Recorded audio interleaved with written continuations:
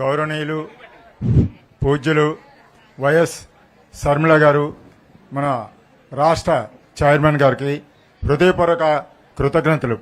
అలాగే వేదికను అలంకరించినటువంటి పెద్దలందరికీ, అలాగే మీడియా మిత్రులందరికీ కూడా నా హృదయపూర్వక కృతజ్ఞతలు.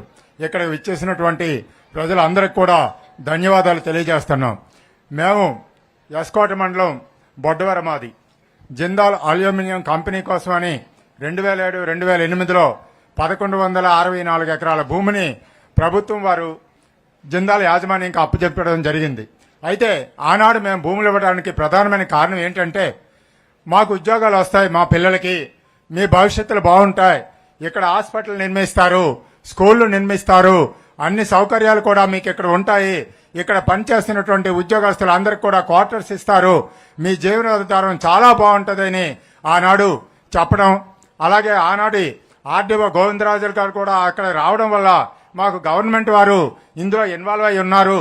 ఆనాటి మా గ్రామ పెద్దలు, ప్రస్తుత ఎమ్మెల్సీ రఘురాజు గారు, ఆనాటి ఎంపీటీసీలు, ఎంపీపీ గారు అందరూ చెప్పిన వల్ల మా రైతులందరికీ కూడా ఒక నమ్మకం కలిగింది. పర్వాలేదు, ఈ కంపెనీ వస్తే మన పిల్లల భవిష్యత్తులు బాగుంటాయి కాబట్టి మనం భూములు ఇద్దామని మా 4 పంచాయతీలు, మూలపడవర పంచాయతీ, కిత్తంపాలెం పంచాయతీ, ముసిడిపల్లి పంచాయతీ, పెదకండపల్లి పంచాయతీ, 4 పంచాయతీల్లో కూడా మేమందరం తీర్మానం చేసి భూములు ఇవ్వడం అనేది కంపెనీకి జరిగింది. అయితే అలా 18 సంవత్సరాలు 2023 వరకు అలా కంటిన్యూ అవుతూనే ఉంది. ఏముంది, మా కంపెనీ కట్టలేదు, మా పరిస్థితి ఏంటి, మా పిల్లలు ముసలోళ్ళు అయిపోతున్నారు, మా పిల్లల జీవనాధారం ఏంటి అని మేము కంపెనీ యాజమాన్యాన్ని అడిగితే వాళ్ళు ఇది మా సమస్య కాదు, బాక్సైట్ గవర్నమెంట్ వారు ఇవ్వలేదు, ఆ కారణంగా మేము కంపెనీ నిర్మాణం చేయలేకపోతున్నాము, వాళ్ళు కంపెనీకి బాక్సైట్ అనుమతులు ఇస్తే వెంటనే 2-3 సంవత్సరాల్లో మీ కంపెనీ ఏర్పాటు చేస్తామని చెబుతూ వచ్చారు 2023 వరకు. ఆ తర్వాత 2023లో కంపెనీ బాక్సైట్ అనేది రద్దు చేశారు. కాబట్టి ఇండస్ట్రియల్ పార్క్ అనేది వస్తుంది, కాబట్టి అందులో కూడా మీకు ఉద్యోగాలు ఏర్పాటు చేస్తామని చెప్పడం, అది న్యూస్ పేపర్ ద్వారా మేము వెంటనే జరుగుతుంది తప్ప ఏనాడు కూడా యాజమాన్యం వారు వచ్చి మీకు జరిగిన ఈ సమస్య ఇలా ఉంది, బాక్సైట్ ఇవ్వని కారణంగా మేము అల్యూమినియం కంపెనీ కట్టలేకపోతున్నాము అని చెప్పిన పాపాన ఏ ఒక్కరోజు కూడా పోలేదు.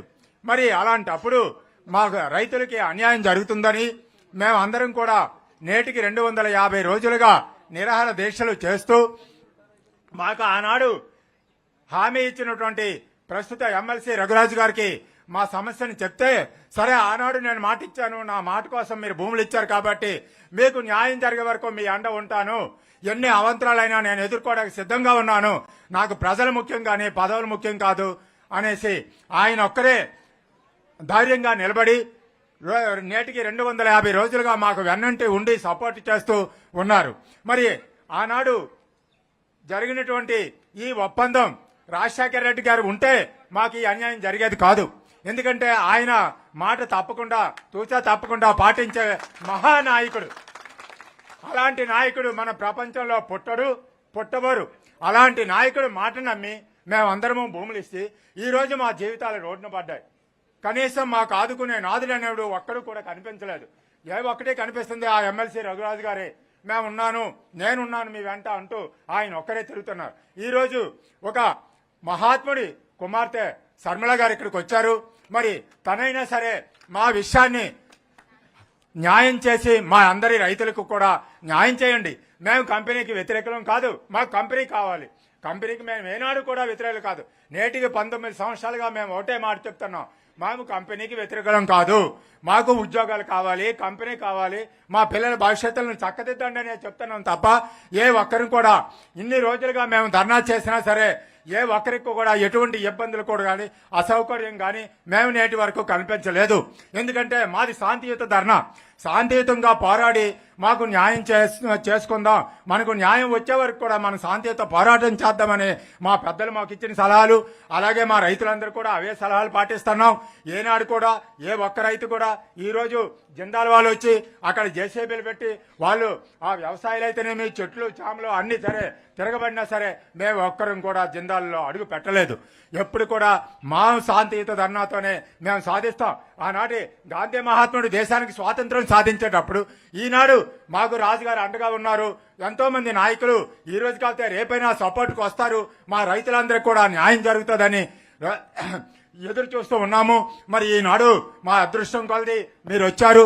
అలాగే మీ వెనకతలున్న ఈ నాయకులు అందరూ కూడా మాతో రావడం, ఒక్కోసారి వచ్చి మేమందరం మీకు సపోర్ట్గా ఉంటామని ఈ తిరుపతి గారు వీళ్ళందరూ కూడా మాకు చెప్పడం జరిగింది. మిగతా వాళ్ళ పేర్లు నాకు తెలియదు, దయచేసి ఏమి అనుకోవద్దు. మీరు కూడా మరి మా నాయకులు మాట ప్రకారం ఇక్కడికి వచ్చారు, మా ఏరియాలో అడుగు పెట్టారు కాబట్టి మాకు జరిగిన అన్యాయం క్లియర్గా మీకు చెప్పాము. కాబట్టి మాకు న్యాయం చేయాలని మీ అందరికి కూడా హృదయపూర్వక కృతజ్ఞతలు తెలియజేస్తున్నాం.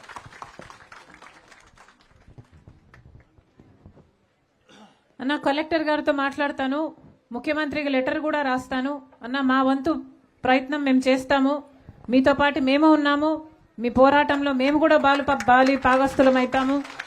మీరు వరి అవ్వకండి, మీకు న్యాయం జరిగేంత వరకు మేము కూడా పోట్లాడతామమ్మా మీతో పాటు. మేడం రాజశేఖర రెడ్డి గారు ఉన్నప్పుడు మేడం ఒక నిమిషం రాజశేఖర రెడ్డి గారు ఉన్నప్పుడు అన్ని జిల్లాల్లో కూడా రైతులు ఇదే విధంగా ఫ్యాక్టరీలు వస్తాయని చెప్పి అప్పటి నమ్మకంతో నెల్లూరు జిల్లాలో కూడా ఇదే సమస్య 3000 ఎకరాలు ఇఫ్కో సెజ్కి అని చెప్పి తీసుకున్నారు. ఇప్పటి కూడా కాబట్టి రాజశేఖర రెడ్డి గారు ముఖ్యమంత్రిగా ఉన్నప్పుడు ఆయన మీద నమ్మకంతో అన్ని జిల్లాల్లో పరిశ్రమలు వస్తాయి, ఉద్యోగాలు వస్తాయని చాలా మంది రైతులు ఇచ్చారు. మీరు అన్ని జిల్లాల్లో కూడా ఈ విషయాన్ని ఒకసారి రాజశేఖర రెడ్డి గారి టైంలో జరిగిన అన్యాయాన్ని రైతులు ఇంకెవరైనా మాట్లాడతారమ్మా? నమస్కారం మేడం.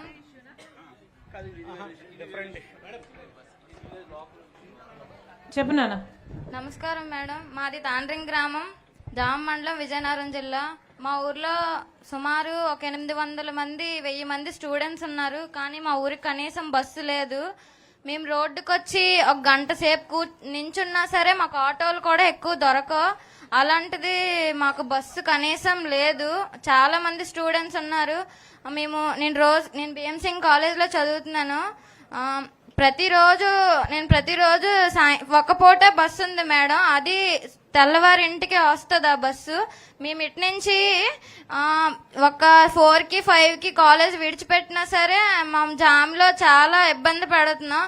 ఆటోలు ఒక 8 టికెట్లు 10 టికెట్లు వచ్చినంత వరకు ఆటోలు తీయట్లేదు. మేము వెళ్ళినప్పటికీ చాలా చీకటి అయిపోతుంది. కనీసం బస్సు లేదు మా ఊర్లో, ఎవ్వరూ పట్టించుకోవట్లేదు మేడం. కానీ ఇప్పుడు బస్సు ఫ్రీ పెట్టినా సరే బస్సులు కూడా ఆపట్లేదు మేడం. అసలు అమ్మాయిలు చూసి భయం పడిపోతున్నారు, వాళ్ళు కూడా అసలు ఆపట్లేదు మేడం ఎక్కడ. చాలా చాలా పోనీ అమ్మాయిలు ఆపకపోయినా స్టూడెంట్స్ ఉన్నారు కదా అని ఆలోచించట్లేదు మేడం. అందరూ బస్సు ఎక్కిన వాళ్ళు కూడా తట్ట బొట్ట అన్ని పట్టుకొని ఎక్కుతున్నారు. ఎవ్వరూ కనీసం పట్టించుకోవట్లేదు మేడం. మీరైనా సరే మా ప్రాబ్లం సాల్వ్ చేస్తారని అనుకుంటున్నాను. అప్పుడైతే వైఎస్ఆర్ రాజశేఖర్ గారు చాలా హెల్ప్ చేశారు, పేదవాళ్ళకి కాదు ప్రతి ఒక్కరికి చేశారు. మీరు కూడా ఇప్పుడు మా ప్రాబ్లమ్స్ అన్ని సాల్వ్ చేయాలని కోరుకుంటున్నాను. నాన్న నాకు చిన్న అనుమానం, ఇదే బస్సు ఫ్రీ బస్సు కాకముందు ఆగేదా? లేదు మేడం, అప్పుడు కూడా లేదు. అప్పుడు కూడా లేదు. సో బస్సు ఎప్పుడూ లేదు. మా ఊర్లో అసలు బస్సు లేదు మేడం. కానీ ఫ్రీ బస్ వచ్చిన తర్వాత అసలు ఆపటం కూడా లేదు, అది కూడా తగ్గిపోయింది. ముందు ఆపేవారు, ఫ్రీ బస్సు కాలేనప్పుడే ఆపేవారు. కానీ బస్ స్టాపులు ఉన్నాయి, 2-3 ఉన్నాయి మా ఊర్లో. కానీ కనీసం బస్సులు లేని బస్ స్టాప్లు ఎందుకు మేడం అసలు మా ఊరికి? ఈ మాట చెప్పు నాన్న. ముఖ్యమంత్రి గారు మాకు ఫ్రీ బస్సులు వద్దు, బస్సు కావాలి. బస్ స్టాండ్ అవసరం లేదు, బస్సు వస్తే అదే బస్ స్టాండ్ అవుతుంది. Thank you madam. అన్న మీడియా కవర్ చేయాలి ప్లీజ్.